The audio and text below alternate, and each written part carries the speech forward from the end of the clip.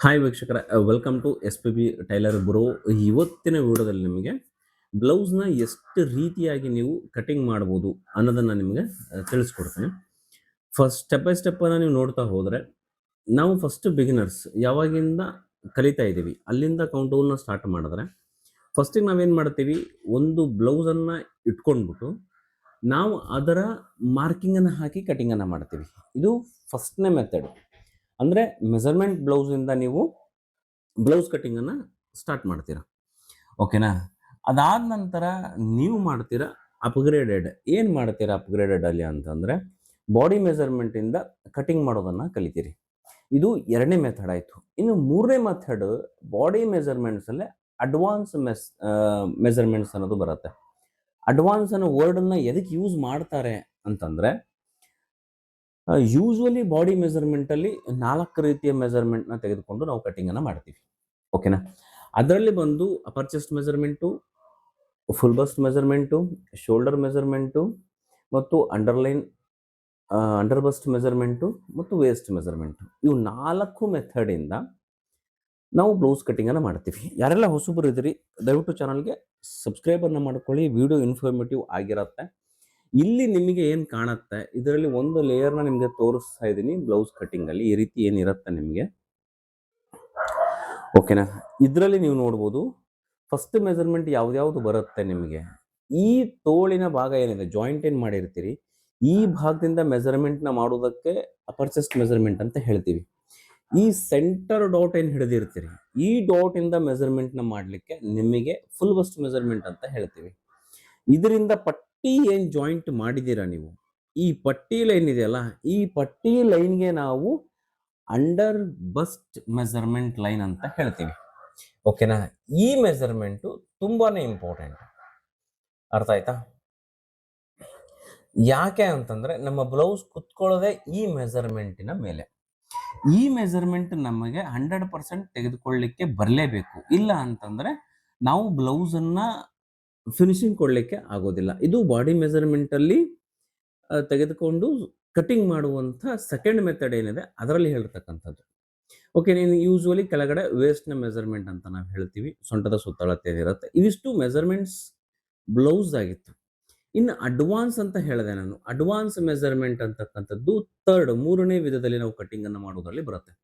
ಅದರಲ್ಲಿ ಏನು ಮಾಡ್ತೀವಿ ಅಂತಂದರೆ, ಬಾಡಿ ಮೆಜರ್ಮೆಂಟ್ನ ತೆಗೆದುಕೊಳ್ಬೇಕಾದ್ರೆ ನಿಮಗೆ ಅಕ್ರಾಸ್ ಅಪ್ಪರ್ ಚೆಸ್ಟ್ ಮೆಜರ್ಮೆಂಟ್ ಅನ್ನು ಸಹ ನಾವು ತೆಗೆದುಕೊಳ್ತೀವಿ ಮತ್ತು ಅಕ್ರಾಸ್ ಬ್ಯಾಕ್ ಮೆಜರ್ಮೆಂಟ್ ಅನ್ನ ಸಹ ನಾವು ತೆಗೆದುಕೊಳ್ತೀವಿ. ಅದನ್ನ ಅಕ್ರಾಸ್ ಶೋಲ್ಡರ್ ಮೆಜರ್ಮೆಂಟ್ ಅಂತ ಕರಿಬಹುದು ಬ್ಯಾಕ್ ಅಲ್ಲಿ, ಓಕೆನಾ? ಅದಾದ ನಂತರ ಫ್ರಂಟ್ ಅಲ್ಲಿ ಅಕ್ರಾಸ್ ಅಪರ್ ಚೆಸ್ಟ್ ಮೆಜರ್ಮೆಂಟ್ ಅಂತ ಹೇಳ್ತೀವಿ. ಇದು ಏನಾಗುತ್ತೆ, ನಮ್ಮ ಎಕ್ಸಾಕ್ಟ್ಲಿ ಇಲ್ಲೇ ನಿಮಗೆ ರಿಂಕಲ್ಸ್ ಕಾಣ್ತಾ ಇದೆ. ಈ ರಿಂಕಲ್ಸ್ ಅನ್ನ ಸಂಪೂರ್ಣ ಅಲ್ಲ, 95% ನೀವು ಅವಾಯ್ಡ್ ಅನ್ನ ಮಾಡಬಹುದು. ಯಾಕೆ ರಿಂಕಲ್ಸ್ ಬರುತ್ತೆ ಅಂತ ಹೇಳಿದ್ರೆ, ನಮ್ಮ ಒಂದು ಸ್ಲೀವ್ ಜಾಯಿಂಟ್ ಏನಿದೆ, ಈ ಸ್ಲೀವ್ ಜಾಯಿಂಟ್ ಮಾಡಬೇಕಾದ್ರೆ ಕರ್ವ್ ಏರಿಯಾ ಆಗಿರೋದ್ರಿಂದ, ಈ ಕರ್ವ್ ಏರಿಯಾದಲ್ಲಿ ನೀವು ಯಾವುದೇ ರೀತಿಯಿಂದ ನೀವು ಮೆಜರ್ಮೆಂಟ್ನ ತೆಗೆದುಕೊಂಡು ಕಟಿಂಗನ್ನು ಮಾಡಿದ್ರು ಕೂಡ, ಶೇಪನ್ನು ಪರ್ಫೆಕ್ಟಾಗಿ ಮಾಡಿದ್ರು ಕೂಡ, ನಿಮಗೆ ಸ್ವಲ್ಪ ಅಟ್ಲೀಸ್ಟ್ 1 or 2% ಆದರೂ ನಿಮಗೆ ರಿಂಕಲ್ಸ್ ಅಂತಕ್ಕಂಥದ್ದು ಕಂಡೇ ಕಾಣುತ್ತೆ, ಓಕೆನಾ? ಇನ್ನು ಕೆಲವೊಬ್ಬರಿಗೆ ಏನಾಗುತ್ತೆ ಅಂತಂದ್ರೆ, ನಿಮಗೆ ಇದೇ ಕಟಿಂಗ್ ಅಲ್ಲೇ ಪರ್ಫೆಕ್ಟ್ ಫಿಟ್ಟಿಂಗ್ ಬಂದ್ಬಿಡತ್ತೆ, ಅವರಿಗೆ ಎಲ್ಲೂ ಕೂಡ ರಿಂಕಲ್ಸ್ ಬರೋದೇ ಇಲ್ಲ. ಸೊ ಆ ರೀತಿ ಆಗುವಂತ ಸಂಭವವು ಕೂಡ ಇರುತ್ತೆ. ಸೊ ಅದನ್ನ ನೋಡ್ಬಿಟ್ಟು ನಾವು ಇನ್ನೊಂದ್ಸರಿ ಸ್ಟಿಚ್ ಮಾಡ್ಲಿಕ್ಕೆ ಹೋಗಿ ಮಾಡಿದ್ರೆ, ಕೆಲವೊಂದು ಎಷ್ಟೋ ಸಂದರ್ಭಗಳು ಬರುತ್ತೆ, ನಾವು ನೋಡ್ತೀವಿ ಅಥವಾ ಕಾಣ್ತೇವೆ, ಮತ್ತು 1 or 2 ರಿಂಕಲ್ಸ್ ಅನ್ನು ನಾವು ಫೇಸ್ ಮಾಡ್ತೀವಿ. ಸೊ ಇದರಲ್ಲಿ 3 ಟೈಪ್ಸ್ ಅಲ್ಲಿ ನಾನು ನಿಮ್ಗೆ ಹೇಳಿದೆ. 3 ಟೈಪ್ಸ್ ಅಲ್ಲಿ ಫಸ್ಟ್ ಟೈಪ್ ಅಂತಂದ್ರೆ, ಬ್ಲೌಸ್ ಮೆಜರ್ಮೆಂಟ್ ಇಟ್ಕೊಂಡು ನೀವೇನು ಕಟಿಂಗ್ ಮಾಡ್ತೀರಾ, ಇದರಲ್ಲಿ ಏನೂ ಚೇಂಜಸ್ ಆಗೋದಿಲ್ಲ. ಅಂದ್ರೆ ಅವ್ರು ಯಾವ ರೀತಿ ಅಳತೆಗೆ ಮೆಜರ್ಮೆಂಟ್ಗೆ ಬ್ಲೌಸ್ ಕೊಟ್ಟಿರ್ತಾರೋ ಸೇಮ್ ಅದೇ ರೀತಿ ಮೆಜರ್ಮೆಂಟ್ ಅನ್ನು ನಾವು ತೆಗೆದುಕೊಂಡು ಕಟಿಂಗ್ ಅನ್ನ ಮಾಡ್ತೀವಿ, ಓಕೆನಾ? ಯಾವ ರೀತಿ ಇರುತ್ತೆ ಅದೇ ರೀತಿ ಇರುತ್ತೆ. ಇದರಲ್ಲಿ ನಾವು ಏನೇನು ಚೇಂಜಸ್ ಅನ್ನ ಮಾಡಬೇಕು, ಅಕಸ್ಮಾತ್ ಕಸ್ಟಮರ್ ನಮಗೆ ಬಂದು, ಸರ್ ಈ ಬ್ಲೌಸ್ ಅಲ್ಲಿ ನಮಗೆ ತೋಳ ಹತ್ರ ಪೂರ್ತಿ ಲೂಸ್ ಆಗಿ ಬರ್ತಾ ಇದೆ, ಈ ಭಾಗದಲ್ಲಿ ಕಂಕುಳ ಭಾಗದಲ್ಲಿ ನಮಗೆ ಲೂಸ್ ಆಗಿ ಬರುತ್ತೆ, ಇಲ್ಲಿ ನಮಗೆ ರಿಂಕಲ್ಸ್ ಅನ್ನೋದು ಬರ್ತಾ ಇದೆ, ಇದನ್ನ ಅವಾಯ್ಡ್ ಯಾವ ರೀತಿ ಮಾಡಬೇಕು, ಇದನ್ನ ಸ್ವಲ್ಪ ಅವಾಯ್ಡ್ ಮಾಡಿ ಅಂತ ಕಸ್ಟಮರ್ ಕಸ್ಟಮೈಸ್ ಮಾಡಿ ಅಂತ ಕೇಳಿದ್ರೆ, ನೀವೇನ್ ಮಾಡಬೇಕು? Very simple. ಇಲ್ಲಿ ರಿಂಕಲ್ಸ್ ಬರ್ತಾ ಇದೆ ಅಂತಂದ್ರೆ ಶೋಲ್ಡರ್ 100% ಡ್ರಾಪ್ ಆಗ್ತಾ ಇರತ್ತೆ. ಒಂದು ವಿಚಾರ ಕರೆಕ್ಟ್ ಆಗಿ ತಿಳ್ಕೊಳ್ಳಿ, ಶೋಲ್ಡರ್ ಡ್ರಾಪ್ ಎದಕ್ಕಾಗತ್ತೆ ಅಂತಂದ್ರೆ ಅಗತ್ಯಕ್ಕಿಂತನೂ ಹೆಚ್ಚಿನ ಬಟ್ಟೆಯನ್ನ ನಾವು ಬಿಟ್ಕೊಂಡಾಗ ಶೋಲ್ಡರ್ ಡ್ರಾಪ್ ಆಗ್ತಕ್ಕಂಥದ್ದು ಜಾಸ್ತಿ ಚಾನ್ಸಸ್ ಇರುತ್ತೆ. ಅಗತ್ಯಕ್ಕಿಂತ ಹೆಚ್ಚು ಅಂದ್ರೆ ಎಷ್ಟು? ಫಾರ್ ಎಕ್ಸಾಂಪಲ್ 36 ಮೆಜರ್ಮೆಂಟ್ ಇರುವಂತಹ ಬ್ಲೌಸ್ಗೆ ನಾವು 5.5 ಶೋಲ್ಡರ್ ಇಟ್ಟರೆ 90% ಶೋಲ್ಡರ್ ಡ್ರಾಪ್ ಆಗುವಂತ ಚಾನ್ಸಸ್ ಇರುತ್ತೆ ಕೆಲವೊಂದು ಸಂದರ್ಭದಲ್ಲಿ ಅದು ಕರೆಕ್ಟ್ ಆಗಿ ಕೂಡ ವರ್ಕೌಟ್ ಆಗತ್ತೆ. 100% ಹೇಳ್ತೀನಿ, ಎಷ್ಟೇ ದೊಡ್ಡ ಬೋಟಿಕ್ ಓನರ್ ಆಗಿರಲಿ ಅಥವಾ ಎಷ್ಟೇ ದೊಡ್ಡ ಕೆಲಸಗಾರರಾಗಿರಲಿ, ಫಸ್ಟ್ ಟೈಮ್ ಹೊಸ ಕಸ್ಟಮರ್ ನಮ್ಮ ಹತ್ರ ಬಂದಾಗ 100% ಶೋಲ್ಡರ್ ಡ್ರಾಪ್ ಆಗುವಂತ ಚಾನ್ಸಸ್ಸು, ಸಣ್ಣ ಪುಟ್ಟ ಆಲ್ಟ್ರೇಷನ್ ಬರುವುದು ಸರ್ವೇ ಸಾಮಾನ್ಯ. ಇದಕ್ಕೆ ಫಸ್ಟ್ ನಾವು ಪ್ರಿಪೇರ್ ಆಗಿರಬೇಕು. ಕಸ್ಟಮರ್ಗೆ ಕಸ್ಟಮೈಸೇಷನ್ ಮಾಡಿಕೊಡ್ತೀವಿ ಅಂತ ಹೇಳಲೇಬೇಕು ಮತ್ತು ಏನೇನು ಸಮಸ್ಯೆ ಬರುತ್ತೆ ಅನ್ನೋದನ್ನ ಅವ್ರಿಗೆ ಬಿಚ್ಚಿ ಹೇಳಬೇಕು. ಫಸ್ಟ್ ಬರ್ಬೋದು shoulder drop case shoulder drop ಆದ್ರೂ ಕೂಡ ನೀವು ತೆಗೆದುಕೊಂಡು ಬನ್ನಿ, ಕಸ್ಟಮೈಸೇಷನ್ ನಾವು ಮಾಡ್ತೀವಿ ಅಂತ ನೀವು ಫಸ್ಟ್ ಆಫ್ ಆಲ್ ಹೇಳಲೇಬೇಕು. ಅದಾದ ನಂತರ ಸ್ವಲ್ಪ ನಿಮಗೆ ಬ್ಲೌಸ್ ಫ್ರೀ ಅನಿಸ್ಬಹುದು, ಫಿಟ್ಟಿಂಗ್ ಬೇಕು ಅಂದ್ರೆ ಕಸ್ಟಮೈಸೇಷನ್ ಮಾಡಿಕೊಡ್ತೀನಿ ಅಂತಾನು ಕೂಡ ನೀವು ಹೇಳಬೇಕು. ಫಸ್ಟ್ ಬ್ಲೌಸ್ ಮಾತ್ರ ಈ ರೀತಿ ಆಗುತ್ತೆ. ಯಾವುದೇ ಕಾರಣಕ್ಕೂ ಹೊಸ ಕಸ್ಟಮರ್ ಬಂದ್ರೆ ಅವ್ರು ಎಷ್ಟು ಬ್ಲೌಸ್ ಅನ್ನ ಕೊಟ್ಟಿದ್ದಾರೆ ಪ್ರತಿ ಬ್ಲೌಸ್ ಅನ್ನ ನೀವು ಸ್ಟಿಚ್ ಮಾಡಿ ಅಟ್ ಎ ಟೈಮ್ ಕೊಡಬೇಡಿ. ಒಂದು ಬ್ಲೌಸ್ ಅನ್ನ ಹೊಸ ಕಸ್ಟಮರ್ ಬಂದ್ರೆ ಸ್ಟಿಚ್ ಮಾಡಿ ತೋರಿಸಿ, ಏನೇನು ಮೆಜರ್ಮೆಂಟ್ ನ ಹಾಕಿದಿರಿ ಅದನ್ನೆಲ್ಲ ನೋಟ್ ಮಾಡಿ ಇಟ್ಕೊಳ್ಳಿ ಮತ್ತು ಅವರ ಸಾಧ್ಯವಾದ್ರೆ ನಿಮ್ಮ ವೇರ್ ಮಾಡಿ ನೋಡ್ಲಿಕ್ಕೆ ಹೇಳಿ. ವೇರ್ ಮಾಡಿ ಆದ್ಮೇಲೆ ಏನೇನು ಚೇಂಜಸ್ ಮಾಡಬೇಕು, ಏನೇನು ಪ್ರಾಬ್ಲಮ್ ಇದೆ ಅಂತ ಕೇಳಿ ಆದ್ಮೇಲೆ ಮಿಕ್ಕಿ ಬ್ಲೌಸ್ಗಳನ್ನ ಸ್ಟಿಚ್ ಮಾಡಿ ನೀವು ಕೊಡಿ. ಆಗ ನಿಮಗೆ ಕಸ್ಟಮರ್ ಅಂತಕ್ಕಂಥವ್ರು ಪರ್ಮನೆಂಟ್ ಆಗಿ ನಿಮ್ಮ ಹತ್ರನೇ ಸ್ಟೇಬಲ್ ಆಗಿ ಉಳಿತಾರೆ.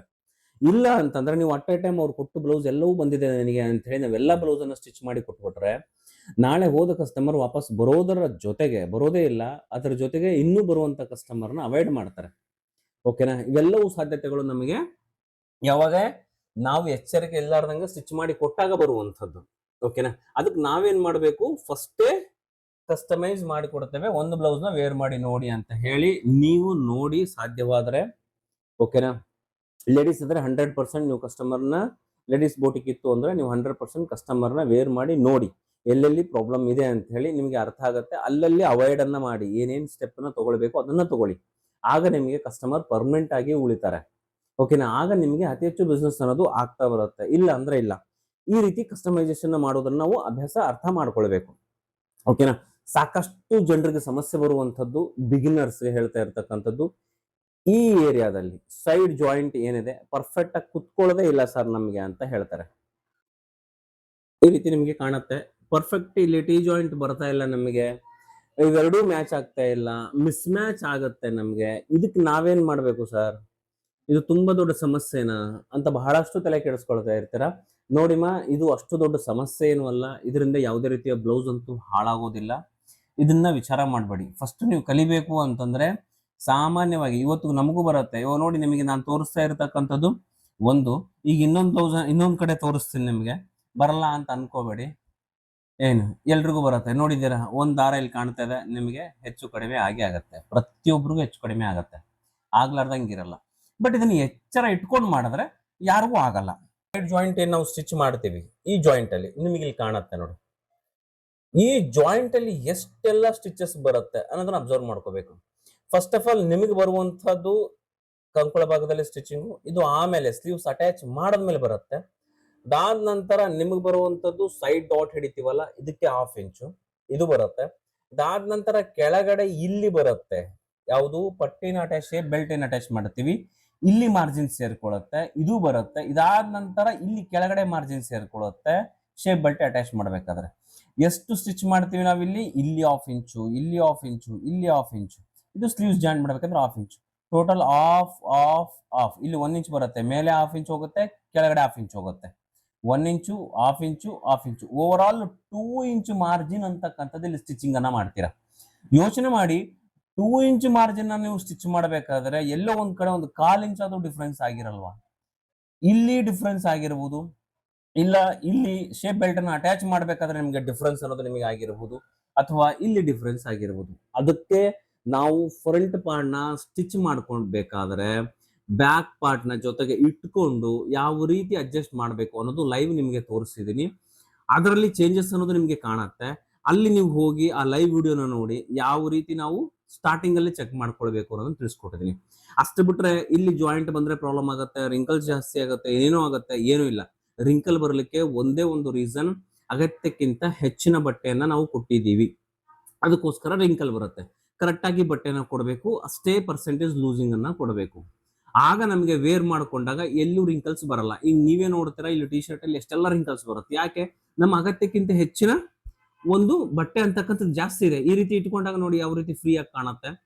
ಈ ರೀತಿ ಇಟ್ಕೊಂಡಾಗ ಆಲ್ಮೋಸ್ಟ್ ಇಲ್ಲಿ ಫ್ರೀ ಇರುವಂತದ್ದೆಲ್ಲವೂ ಕೂಡ ನಮಗೆ ರಿಂಕಲ್ಲೇ. ಓಕೆನಾ? ಈಗ ನೋಡಬಹುದು ಇಷ್ಟೊಂದು ರಿಂಕಲ್ ಕಾಣುತ್ತೆ, ಇದನ್ನ ಈ ರೀತಿ ಇಟ್ಕೊಂಡಾಗ ರಿಂಕಲ್ ಕಾಣಲ್ಲ. ಸಾಕಷ್ಟು ಜನ ತೋರಿಸುವಂತದ್ದು ಇದನ್ನೇ. ಈ ರೀತಿ ಇಟ್ಕೊಂಡು ತೋರಿಸ್ಕೊಂಡಾಗ ಯಾರಿಗೂ ರಿಂಕಲ್ ಬರಲ್ಲ. ಈ ರೀತಿ ಇಟ್ಟು ತೋರಿಸಿ ಅಂತೇಳಿ ಪ್ರತಿಯೊಬ್ಬರಿಗೂ ರಿಂಕಲ್ ಬರುತ್ತೆ. ಓಕೆನಾ? ರಿಂಕಲ್ ಬರಲಿಕ್ಕೆ ಮೇನ್ ರೀಸನ್ ಇದೆ. ಇಲ್ಲಿ ನೋಡ್ಕೊಂಡಾಗ ಸ್ವಲ್ಪ ಅಬ್ಸರ್ವ್ ಮಾಡಿ, ಶೋಲ್ಡರ್ ಲೈನ್, ಆರ್ಮೋಲ್ ಲೈನ್ ಇಲ್ಲಿದೆ, ನಮಗ್ ಬೇಕಾಗಿರೋ ಲೈನ್ ಇಲ್ಲಿ. ಸೊ ಇದಿಷ್ಟು ಬಟ್ಟೆ ಎಕ್ಸ್ಟ್ರಾ ಇದೆ, ಸೊ ಅಷ್ಟು ರಿಂಕಲ್ಸ್ ಬೀಳತ್ತೆ. Simple concept. ಓಕೆನಾ ವೀಕ್ಷಕರೇ? ಐ ಹೋಪ್ ಈ ವಿಡಿಯೋ ನಿಮಗೆ ಯೂಸ್ ಆಗಿದೆ ಅಂತ ಅನ್ಕೊಂಡಿದ್ದೀನಿ. ಇನ್ನು ಏನೇ ಡೌಟ್ ಇದ್ರು ದಯವಿಟ್ಟು ಕಮೆಂಟ್ ಸೆಕ್ಷನ್ ಅಲ್ಲಿ ಮೆನ್ಷನ್ ಮಾಡಿ, ಅದ್ರ ಬಗ್ಗೆ 100% ವಿಡಿಯೋನ ಮಾಡ್ತೀನಿ. ಇನ್ನು ಎಲ್ಲಾ ಮೆಂಬರ್ಸ್ಗೂ ಸಾಟರ್ಡೆ, ನಾಳೆ ಸಂಡೇ ಅಂತಕ್ಕಂಥದ್ದು ಬ್ಯಾಕ್ ಡಿಸೈನ್ ಅಂತಕ್ಕಂಥದ್ದು ಸಂಡೇ ಬರುತ್ತೆ. ಸಂಡೇ ಮಧ್ಯಾಹ್ನ 12 ಗಂಟೆ 3 ಗಂಟೆವರೆಗೂ 100% ನಿಮಗೆ ಮೆಂಬರ್ಸ್ಗೆ ವಿಡಿಯೋ ಅಂತಕ್ಕಂಥದ್ದು ಬರುತ್ತೆ. ಸ್ವಲ್ಪ ವರ್ಕ್ ಅಲ್ಲಿ ಮತ್ತು ಶೆಡ್ಯೂಲ್ ಅಲ್ಲಿ ಬಿಸಿ ಇದೆ. ವಾಟ್ಸ್ಆಪ್ ಕ್ಲಾಸ್ ಅನ್ನ ಕೊಡಬೇಕು ಅಂತ ಅನ್ಕೊಂಡಿದೀವಿ, ಅದ್ರ ಬಗ್ಗೆ ಪ್ರಿಪರೇಷನ್ ನಡೀತಾ ಇದೆ. ಅದೇ ರೀತಿ ಜೆಂಟ್ಸ್ ಕ್ಲಾಸ್ ಇದೆ, ಅದ್ರ ಬಗ್ಗೆ ಪ್ರಿಪರೇಷನ್ ನಡೀತಾ ಇದೆ. ಸೊ ಹಾಗಾಗಿ ಸ್ವಲ್ಪ ಡಿಲೇ ಆಗ್ತದೆ ಬ್ಯಾಕ್ ಡಿಸೈನ್ ಮಾಡುವಂಥದ್ದು. ನೆಕ್ಸ್ಟ್ ಮಂತ್, ಈ ಮಂತ್ ಕಂಪ್ಲೀಟ್ ಇನ್ನೂ 13 ಡೇಸ್ ಇದೆ. ಆಲ್ಮೋಸ್ಟ್ 4 to 5 ಡಿಸೈನ್ ನಿಮಗೆ ಕಂಪ್ಲೀಟ್ ಮಾಡಿ ಕೊಡ್ತೇನೆ. ಅದಾದ ನಂತರ ನೆಕ್ಸ್ಟ್ ಮಂತ್ ಡ್ರೆಸ್ ಕಟ್ಟಿಂಗ್ ಇರುತ್ತೆ, 100% ಡ್ರೆಸ್ ಕಟ್ಟಿಂಗ್ ಇರುತ್ತೆ. ಡ್ರೆಸ್ ಕಟ್ಟಿಂಗ್ ಅಲ್ಲಿ ಯಾವ ರೀತಿ ಎಲ್ಲ ಚೇಂಜಸ್ ಮಾಡಬೇಕು ಅಂತಕ್ಕಂಥದ್ದನ್ನ ತುಂಬಾ ಸುಲಭವಾಗಿ ತಿಳಿಸ್ಕೊಡುವಂತಹ ಪ್ರಯತ್ನ ಮಾಡ್ತಾನೆ. ಎಲ್ಲ ಮೆಂಬರ್ಸ್ಗೂ ತುಂಬ ಹೃದಯದ ಧನ್ಯವಾದಗಳು, ಮತ್ತು ಅದೇ ರೀತಿ ಎಲ್ಲ ಸಬ್ಸ್ಕ್ರೈಬರ್ಸ್, ಎಲ್ಲ ವೀಕ್ಷಕರಿಗೂ ತುಂಬ ಹೃದಯದ ಧನ್ಯವಾದಗಳು. ಯಾರೆಲ್ಲ ಹೊಸಬರಿದ್ರೆ ದಯವಿಟ್ಟು ಚಾನಲ್ ನ ಸಬ್ಸ್ಕ್ರೈಬ್ ಮಾಡಿ. ನನ್ನ ಚಾನಲ್ ಅನ್ನ 82% ಜನ ವಿತೌಟ್ ಸಬ್ಸ್ಕ್ರೈಬ್ ನೋಡ್ತಾ ಇದ್ದೀರಿ. ಮತ್ತು ನನ್ನ ಜೊತೆ ನೀವು ಕಲಿಬೇಕು ಅಂದ್ರೆ ಮೆಂಬರ್ಶಿಪ್ ಕ್ಲಾಸ್ ಅಲ್ಲಿ ನೀವು ಕಲಿಬಹುದು ಯೂಟ್ಯೂಬ್ ಅಲ್ಲಿ. ಓಕೆನಾ? ಇದೆಲ್ಲವೂ ನಿಮಗೆ ಕೋರ್ಸ್ ಅಲ್ಲಿ ಸಿಗ್ತಾ ಹೋಗುತ್ತೆ. ಜಸ್ಟ್ 159 ಮತ್ತು 89 ರುಪೀಸ್ ಇರುತ್ತೆ. ಇಲ್ಲಿ ಕಾಣುವಂತ ನಂಬರ್ಗೆ ನೀವು ವಾಟ್ಸ್ಆಪ್ ಅಲ್ಲಿ ಜಸ್ಟ್ ಹಾಯ್ ಅಂತ ಮೆಸೇಜ್ ಮಾಡಿದ್ರೆ ಯಾವ ರೀತಿ ಯೂಟ್ಯೂಬ್ ಮೆಂಬರ್ಶಿಪ್ ಅನ್ನು ಜಾಯ್ನ್ ಆಗಬಹುದು ಅಂತಕ್ಕಂಥ ಲಿಂಕ್ ಅನ್ನು ನಿಮಗೆ ಸೆಂಡ್ ಮಾಡ್ತೇನೆ. ಆ ಲಿಂಕ್ ನ ಕ್ಲಿಕ್ ಮಾಡೋದ್ರ ಮುಖಾಂತರ ನೀವು ಜಾಯ್ನ್ ಆಗಬಹುದು. ನೀವು ಟೈಲರ್ಸ್ ಇದ್ದೀರಾ, ಆಲ್ರೆಡಿ ನಿಮಗೆ ಹೊಲಿಲಿಕ್ಕೆ ಬರುತ್ತಾ, ಜಸ್ಟ್ 89 ರುಪೀಸ್ ಪರ್ ಮಂತ್ ನಿಮ್ಗೆ ಆಗುತ್ತೆ.